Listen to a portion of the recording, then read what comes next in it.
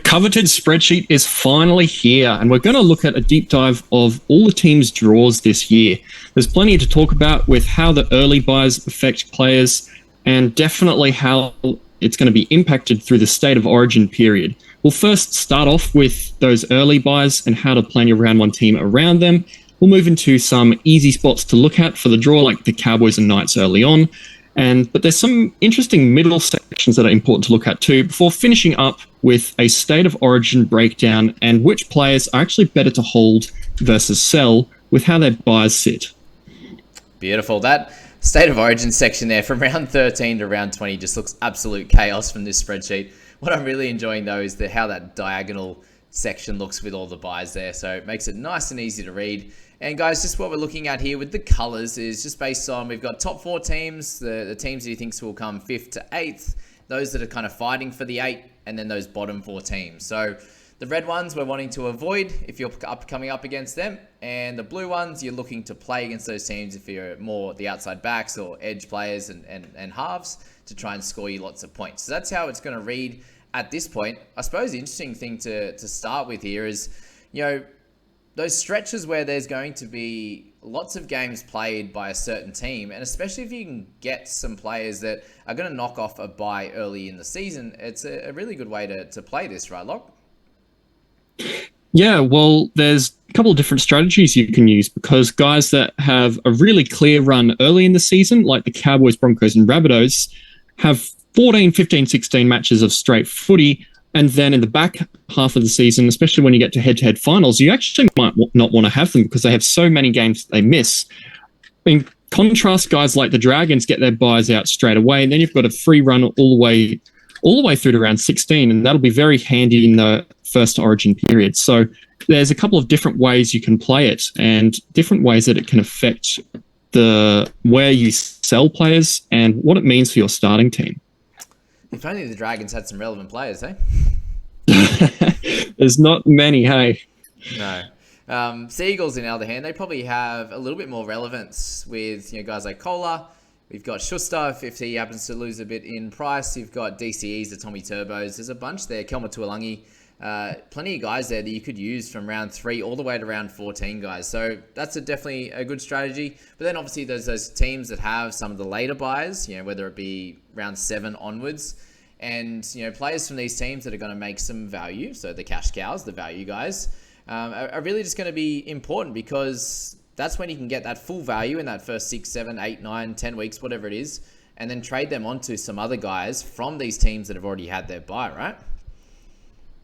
Yeah, definitely. It's an interesting way to look at it, because for your keepers, that's a really tough period to navigate, because by the round 6, 7, 8, you're starting to get a few injuries, a few suspensions. You might be holding 1 or 2 red dots, as well as those guys that you're holding through that buy period. But all of those cash cows that you want to upgrade, it's the perfect time pretty much to move them onto somebody who is playing that round as a fresh cash cow. So what's your take then on having guns that have a buy in sort of the first 2 to 5 rounds? Yeah, for a similar reason, I don't mind it. Maybe round 5 is a little bit pushing it, especially in that first month. I think it's not so bad to have a buy early for your guns, because then they have a decent run and you won't be missing too much money on your bench, given that there's not going to be as many injuries and suspensions at that stage. So somebody like a Cleary, if you're sitting Cleary and maybe Garner out, and you only have 1 injury, you've got 18 players that you can pick between each week. Whereas round 7, 8, if you've got, Hastings injured for a week, or if you've got even Cleary injured at that point, and a buy for your Raiders and your Tarpanés and your Savage, if he's returned by then, that's when it'll really start to hurt you. That makes a lot of sense, doesn't it? Yeah. The round 8s with Adam Dewey, for example. Yeah, it makes it... can make it tough for sure, and I'm starting to come around to that. I'm definitely tempted to have Cleary in my side, and that is going to make a lot of sense, because you probably look at your teams, guys, when you're setting them up right now, and if you've structured it well enough that you have a decent amount of value guys and not a crazy amount of cash cows, you've probably got 18 guys that you're happy enough playing if you've gone a little bit cheap in the wing, fullback, and center. So if you were to miss a guy in round 2, 3, or 4, most likely you're going to be able to play that 18th man who's probably looking to score hopefully a mid-30s or 40 for you, right? And you won't miss out. Like, you miss out on some points, but it won't be crazy, whereas you're probably going to miss out on them anyway in those middle 6 to 9, like round 6, 7, 8, 9, right? And then obviously plenty down the track in round 13 to 20. So what are your thoughts on that? Yeah, definitely. And those points sitting on your bench, those 25s, 30s, 35s from your emergencies that you might have to play every now and then, they're going to be easier to cope with if it's only those guys on the bye. But the guys who are your sort of consistent 40, 45 sort of guys in that middle section, they're going to be tough to have 3 or 4 sitting on your bench and might hurt your points if you're holding them. So your Trent Loyeros, for example, might be a really good example. The Storm have a bye in round 9. Depending on how well he's going, he's probably going to be really borderline between a sell and sort of a decent option to hold through Origin just due to his 40 to 45 points a week. So those buys, and depending on how your team is set up at the time, might be really crucial in deciding whether to move on from those guys because you might have too many points sitting on your bench. Yeah, it's going to be crazy. And it's the first year, obviously, that we've had this. So that's why I find it very exciting that we don't know exactly how round 13 to 20 is going to go. We found last season, pretty difficult with how things went. And we do only have 21 to play with. So getting that strong 17 on the park is just so difficult. And they obviously changed the rule there. You can only have the playing 13 in those 13, 16 and 19. But I don't even think we're going to get close to that 13, are we? Yeah, in round 13, you've got 7 teams out. So, and a lot of those are really, really big teams that you probably have a lot of players from. So you've got your Panthers, you've got your Roosters. So immediately your Clearys, Garners, Cheeses are out. And that's before you get to your Hinds because the Sharks are out. And even though Munster was out for Origin, if you've kept Elisa Katoa and things like that, it's just going to build up and up. And I think it's going to be really tough to field 13 in round 13. And even in round 14, because there's going to be a few guys that don't back up from Origin and 3 buys instead of 1, they could be the silent killers this year because you might prepare for round 13 and sort of get jumped a little bit in round 14 if your team isn't set up right. Yeah, and there's something on that round 14 there. You've got in the brackets the 4s, the 3s, the 2s, guys. That is how many days their team has or the players have to back up from Origin. Okay, so you look at a couple of teams there. You've got Raiders with 2, Tigers with 2. That's going to make it pretty tough, right?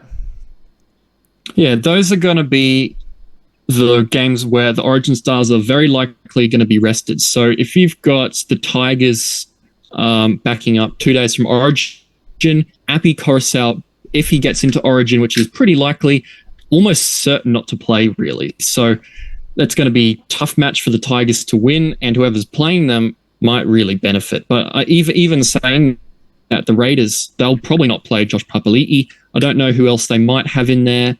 But yeah, it's going to be very key into how your team actually scores and what the matchups are going to look like, because in those really short turnarounds, not many Origin players are going to play, and in the long turnarounds, they'll pretty much have a full squad and be at full strength. Yeah, that's going to be so interesting. Do you have a general strategy right now for that round 13 to 20 period, which we haven't really spoken about yet? So far, I'm mostly looking to have guys that will play a decent amount of games through that Origin period. I'm going to start with 1 or 2 guys who I can probably hold through that round 13. Say I have a Bronco that plays round 13 and 14 like Katoni Staggs. That'd be a really good scoring guy against some of those weakened teams. But at this stage, it probably is going to be round 13. I start selling a lot of my Origin guns and change them to non-Origin guys like your Tarpanay if I don't have them already. Okay. Yeah, so Tarpanay is an interesting one. So you look at them, they've got to buy in round 8. So if you don't buy him from the start, unlikely you get him until potentially round 9, unless he absolutely brains it the first few weeks and you want to get him for that 5-game stretch and try and maybe cover him in round 8. If you're looking to pick him up in round 9, you get 9 all the way to 16, which is going to be pretty cool. And by that point, they have another buy in 20, which again, probably not going to be the worst time to have a buy. You probably then just hold him for the rest of the year, right? If you're picking up someone like Tarpany in round 9 or 10.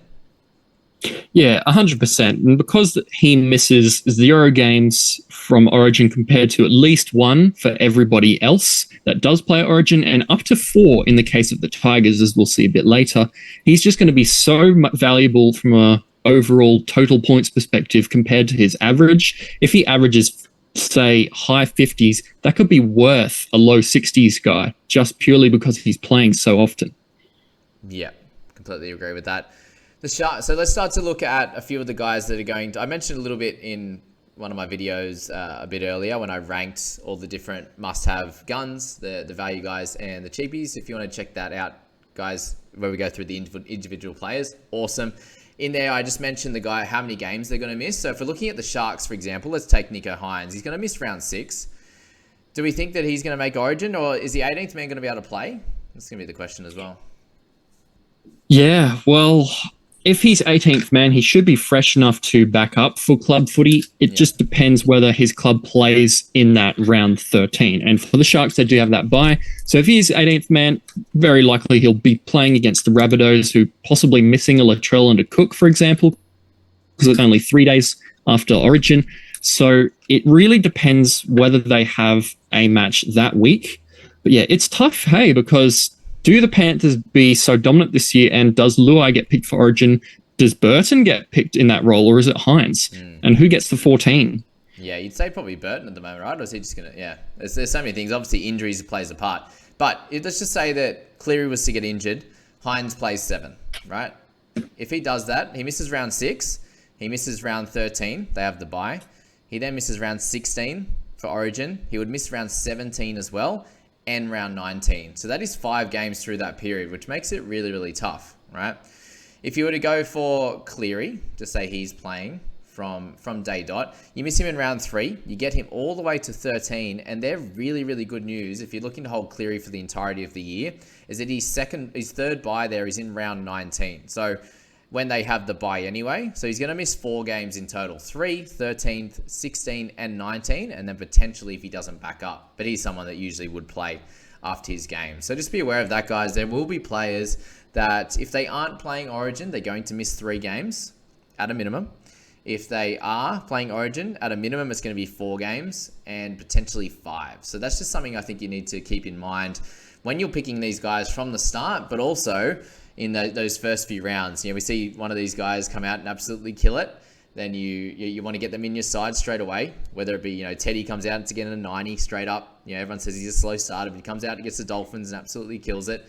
You look to pick him up, and you need to really check ahead as to how many, are you going to be able to trade him in, trade him out again in the Origin period, and then trade him back in at the end of the season because he's going to be in your best 17. So definitely a bunch of things to think about. Do you have any examples? Any other examples there, Scoop?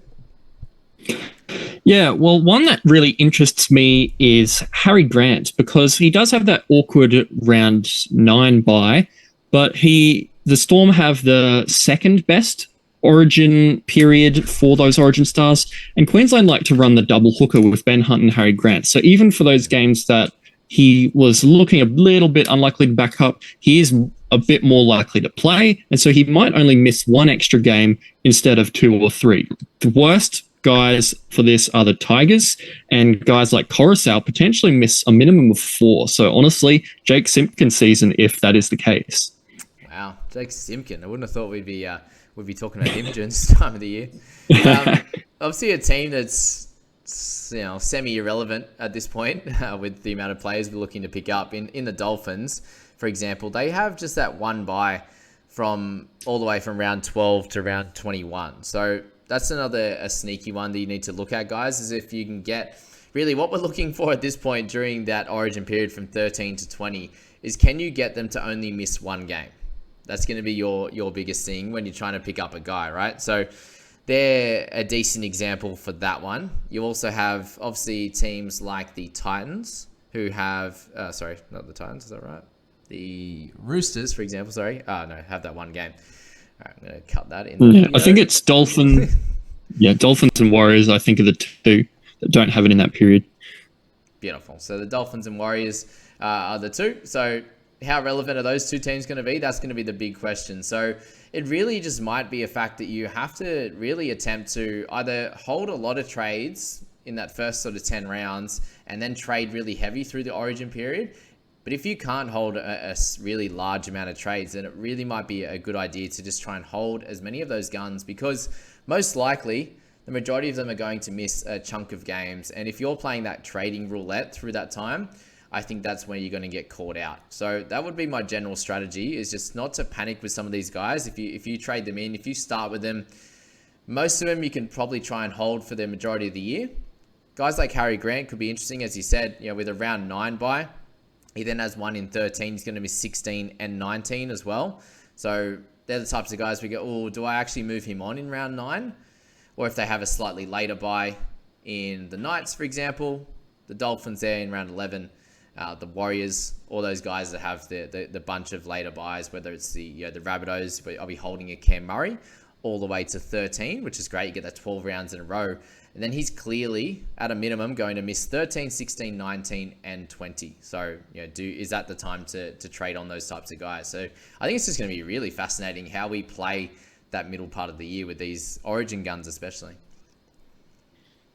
Yeah, definitely. And the thing that will be factored in late in the season, especially for head-to-head finals and players that play primarily head-to-head, is who doesn't have a bye early on will have a bye late. So the Rabbitohs, Cowboys, Broncos, Eels all have a clean run to Origin, but at the back end of the season, during sort of those head-to-head finals, they're going to be missing games. So you've got the Cowboys round 24, you've got the Broncos round 25, and in the head-to-head grand final, you're going to be missing Latrell, Murray, and Cook. Wow. That is devastating and completely different strategy between overall and head-to-head. That is one of the things that makes it so different this year.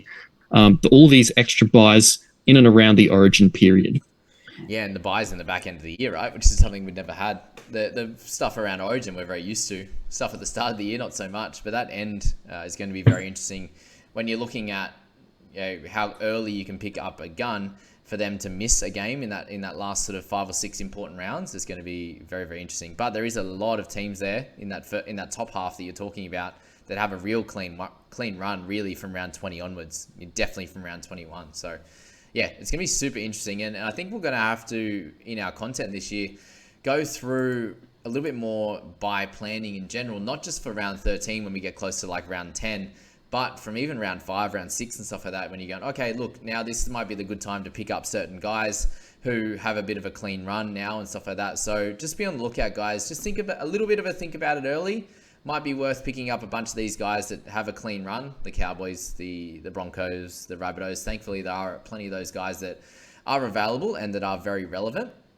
But then moving them to some of the other players. So much strategy this year, Scoop, and I can't wait for it. Yeah, I think we're going to learn a lot as we go along, make mistakes. And while we have a 17th team, while it's odd numbers, we're always going to have something awkward with the bias because there has to be a lot. And I think we're going to really have a lot different strategy this year than we did last year. Definitely. And as we look down here, we got the full pre-origin. So the best for the cash cows, as he's got here, the Bulldogs, the Eels, Cowboys, Broncos, Rabbitohs. And then best, full post-origin, best for the run home. Especially those guns is going to be the Dragons, Eagles, Panthers, Roosters, Titans, Sharks, Tigers, Raiders, Storm, and Knights. So plenty of good options there. And then the all-round good teams. So yeah, the Dolphins and the Warriors, who have that late bye just before the origin period. So if there's any origin guys, non-origin guys from there, they're going to be absolute gold as well. So guys, Scoop's going to be posting this in the private group. Definitely, guys. So if you want to join that, plenty of prizes up for grabs. We're very close to round 1. You need to be in that league before the lockout on Thursday night to be able to be eligible for all the big prizes. So get in there. Scoop's going to be in there. He's going to be eligible for all the prizes as well for all his hard work. So is his team going to be great? I actually can't wait to see his team reveal. Will you be doing a team reveal on the channel lock, or will it just be in the Discord?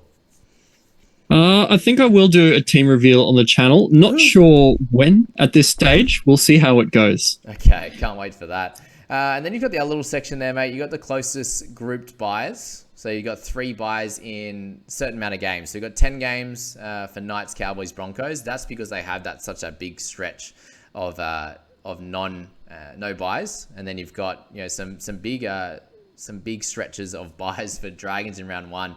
and then their third bye in round 21. Is that correct with Dragons? Round 20. So yeah, definitely pretty cool, really. When you look at that start with those 3 teams there, you got 10 games all the way. You don't have to worry about a bye. So those players and those teams that you think are keepers, value guys, cash cows are going to be absolutely gold. So just another little addition that he's got in there, which is going to be really cool. Okay, let's move down to the next section, Scoop. We have the Cowboys, Knights, Broncos, Eels, Raiders, Sharks, Bunnies, and Warriors. You've got some sections blacked out here, and then a bunch of different teams in there. Obviously limited in terms of the red teams, right? Which are the danger teams, which we could slot the Sharks in there as well, because I think we've got them you've got them borderline 4. I've got them at second. They're going to be a pretty tough out as well. But explain this one for us here. Yeah, down there, I've just identified a few really soft runs, not necessarily with many buys, but guys that really could benefit from playing against the easier teams and racking up points. We all have heard about the Cowboys and Knights having a really soft run. So considering guys like Ponga, Hastings, Miller, for the Cowboys, guys like Holmes and even Drinkwater. But there's a lot of others, especially mid-season, that are going to be really important. So we've got actually the Broncos having the next relevant soft period. They've got really tough games in round 1 and 2 and round 11 and 12. But from that middle period, round 3 to round 12, there could be some round 3 to round 10, there could be some really good value for guys like maybe your Tony Staggs or your Reece Walshes and that type of thing, because they basically play no top 4 teams and a lot of bottom 8 teams, and they could really rack up some attacking stats and move on a few cows at the end of that period. Yeah, it's very interesting. Those guys you mentioned, they could be very interesting round one buys if you're sold on them. And if they do start poorly, just remember, guys, they have a nice stretch of games. So this stuff's really, really awesome to look at. And if you are going to fade them from round 1, then you could look to pick them up maybe as a slight discount if you think they're not going to go as well. Obviously, they could score a try and get a little bit lucky with that, but potentially at a slight discount for a nice run of games, especially the Broncos all the way till round 16, right? Yeah, 100%. That long stretch is probably the main draw factor for picking up guys like that, but that soft spot in the middle just is a sort of an added bonus, or guys that you can pick up a couple rounds in if there are a few injuries and you need to swap to somebody like a Tony Staggs at that price point. Yeah, and even at worst, if they don't become keepers, they should be able to make you 100k, get some good points for you, and you can move them on coming into that buy period as well. So that's really cool. The Eels, we spoke about that in the Eels pod, right? The rounds 1 to 5 is going to be tough. And then Mitch Moses could be an absolute superstar buy from round 6 or 7. Dylan Brown, these types of players, right? To get us all the way through to their round 14 buy. Yeah, well, when you are a team that's potentially missing Sean Lane early season with a broken jaw, Madison due to suspension, and losses like IPAP and Ukore, and you start with Storm, Sharks, Seagulls, Panthers, and Roosters, you're going to struggle. My poor Eels might start 1 and 4, but then from then on, guys like Mitch Moses pretty much only have 1 or 2 top 4 teams until the end of Origin, which is crazy when you think about it. And one really interesting thing about the Eels is that out of all the teams, they're the only one in 17 that does not have a bye during the Origin round, so 13, 16, and 19. So Mitchell Moses could be a really good pickup when he's a bit cheaper in that sort of round 6, 7 when his price is bottomed out, because especially for that first bye, so many relevant halves are going to be out. You're going to have Cleary out through Origin and bye. You're going to have Sam Walker. You've got Nico Hines. You've got Tanner Boyd if he's still there. You've got Adam Dewey. You've got your Jerome Hughes and your Cameron Munster. And you've even got Matt Burton. So you're pretty much left with guys like Hastings, Moses, Fogarty, Dill Brown as your premium halves for that round. So those guys like Moses and Dill Brown could be really, really valuable just purely because of that soft run and the fact they play none of the major Origin rounds. Yeah, it's awesome. There's so many things to think about, isn't there? And then Raiders, that just screams Joe Tarpany, doesn't it? If you're not sure on starting him from round 1, round 9 just screams a nice soft draw, plenty of offloads, maybe a trial too. So it's exciting for him. And then Sharkies from a lot later, from round 16 onwards, could be having a nice run there.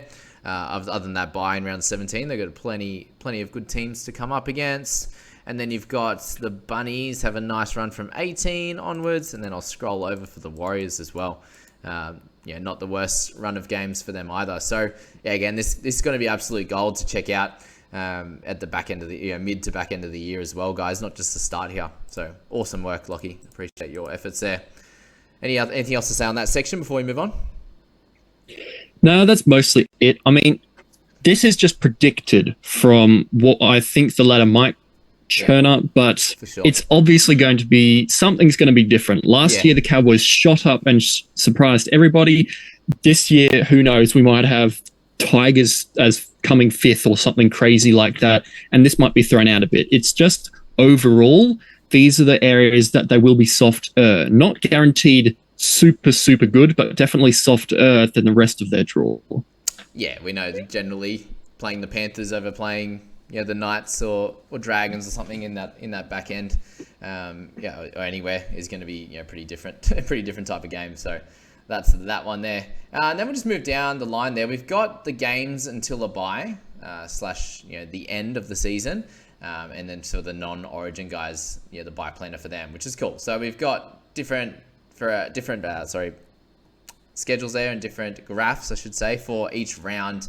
And the amount of games that they have until a bye. Obviously, the Dragons have a bye in that first one. Seagulls have one game, and onwards and upwards there. So again, this will be just a nice graphic to look at, right, Locke?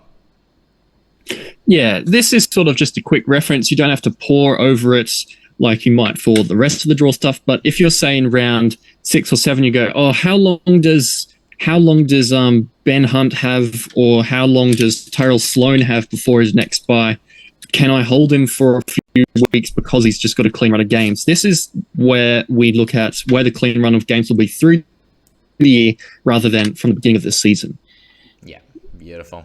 Anything you want to say on these graphs any further? Not so much. The end of the year is a little bit important because certain teams will finish their buys first. I think it's the Titans. And then they will have the longest run until the end of the year. So once their last buy is finished, they will shoot up to have the most games in a row to the rest of the season. And that could be really handy to pick up on straight away. Beautiful. Okay. So you got much more to say on the buy period there, Scoop? Yeah, well, the buy period itself is probably going to be different to what we think. I think, as I've said before, the round 14, 17, and 20 with 3 teams out and a couple of Origin guys backing up will be nearly as tough as the main buys because you go back to needing 17 scorers if you can, rather than that 13. So short of the Origin guns, I think we're going to learn a bit, and I think we can finish off with how the Origin stars are going to be affected. Yeah, what do you reckon? What do you got here? Yeah, if we go back up to the top, we go right a little bit. We've got a new funny colored graphic showing how long each team has to back up after their Origin round. So we can see in round 13, there's plenty of teams with the bye, but in round 14, you've got the yellows where the Dragons, Panthers, Roosters, and teams like that will have almost a full week to back up, or like rather than their 5 or 6 days, it's 4, which they're probably likely to play everybody. 3 days, it's a bit 50-50. Some of the big forwards that played 50, 60 minutes in Origin might get a rest, might only get 10 or 20 or 30 off the bench. But those games 2 days after Origin in the red are going to be nearly impossible to back up from. So guys like Coruscant and Josh Papali'i almost certainly not going to play round 14. So if you target non-Origin guys who, for teams that do miss a lot of those games, and Origin guys that do play a lot of those games backing up from Origin, it could be really key in determining who you hold or who you sell. It definitely doesn't look as bad, does it? For the second round of efforts as well, we've got the Dragons that have a 2-day backup, and also the Warriors, which is all right. And then not a heap of fantasy relevant Origin guys, right? And then you've got the Tigers and also the Knights in the last one. So I think they've formed this draw fairly well, right? For those the teams that carry a lot of Origin guys, right? Yeah, I think so. I think the biggest one is probably going to be as I've said, Coruscant with the Tigers, but also with the Knights. Ponga might miss Yeah. that round 20 game. Might be a little bit of impact there, but generally it's teams that have less Origin stars that they've put the 2-day buys. So it the 2-day backup, sorry, and it just might be those couple of guys that are sneaky value instead, like a Jake Simpkin, as I was saying, with Coruscant missing so many. Got some love for Simpkin, don't you? And Ponga, he's just going to miss so many games for the Knights, isn't he? Poor Knights fans. He just plays so well for Queensland, doesn't he? Crazy. All right, what do you got next there? You got the Origin period, the summary there. You've got, as you've said, the different teams there, how many games they're going to be minimal missing over that period. So you've got a grouping with 3, grouping with 4, and the random one with 5 there, which is the Eels, correct? Yeah. Very, very interesting. And then the difficulties on backups, likely games missed during that period. There's a lot of, potential games they could miss, right? That's crazy. 3 to 6. Yeah. And on the right, we've got basically a summary of what it means compared to your average player. Most players don't play Origin, so they won't miss those extra games. So on the right, we've got the summary, essentially what it means for those guys. So the Panthers, Roosters, and Titans have the best Origin schedule for their stars. So your Nathan Clearys might only miss 1 game or maximum 2 extra than your others. So it might be an easier hold, but guys like Harry Grant or Munster from the Storm potentially also have a pretty easy run. It's just that when you start to get to those orange and especially the red one in the Tigers, you can't hold those Origin stars. They're just gonna miss everything. Say if Madison plays Origin for the Eels, he's gonna miss a lot. Say if any of the Knights like Ponga, they're going to miss a lot of extra games, so you can't hold them feasibly through Origin just because they're going to miss so many extra than your average player. Definitely looks like the NRL has helped him out, hey, because there's, as you said, you're actually struggling to find certain players that are going to be missing those games. You look at the Warriors, if there's guys in that team playing Origin, but again, there's not much, so very helpful. The Panthers, the Roosters, even the Titans have got a bit of love, but they do have a bunch of guys, right? It could be Tino's, the Fodawakas, these types of guys, Brimsons that are probably going to play for feeder. So they typically have a fair few guys playing in those ones. So kudos to the NRL for doing that. Obviously, they want to get as many of their stars on the park as possible for normal NRL games to get people in butts in seats and people watching on telly. So a good one for us fantasy players as well, which I think is, for a lot of people, especially if you're newer to the game, it is just an absolute carnage period. So the less troubles that we can have, the better. But still definitely plenty of strategy and plenty of gameplay to be able to do really, really well. And I'm so excited to see how it plays out, really, because, the cream of the crop in terms of fantasy strategy and, players is gonna rise. And I think they're going to do really well. And that's where we're going to see them really separate, because you have a look at a lot of these teams at the start. Obviously, for those guys watching my content, I'm talking about a certain group of players that are going to do well. A lot of the other podcasts as well, and teams look fairly similar. There are a bunch of different changes, a few random pods like Scoop loves, but it's going to change so much across the season, right? Are you going to be able to hold on to a guy that has a game or two that's bad? Are you going to be able to trade out that gun that is going to miss 4, 5, 6 games over that middle period? Are you going to hold him? There's going to be so many question marks, guys. So don't stress too much if our teams look similar at the start. Our minds, our ability to be able to hold a guy when he has an average game, when he gets a 10, when he should be getting 50. There's so many things that are going to play out, which I'm super excited for. So, any last words, Scoop? Yeah, following on from what you were saying, don't be shocked if your team is very similar to most at the start of the season. It's just those key decisions that you make a bit later on that are really going to set you apart from the pack. If you learn a lot this year, and you'll start to move up rank in that tough Origin period. We'll all learn a lot. I'll learn a lot. It's very different to what we've seen in the past, and it's going to be really good fun. Oh, that's for sure. I can't wait for the season, guys. This one's going to be coming out on Sunday or Monday, so we're so close to Team List Tuesday. Get in there and really rip in. Get your team sorted. Should be pretty close now. Hopefully not too many surprises come TLT, but I can't wait, guys. See you later.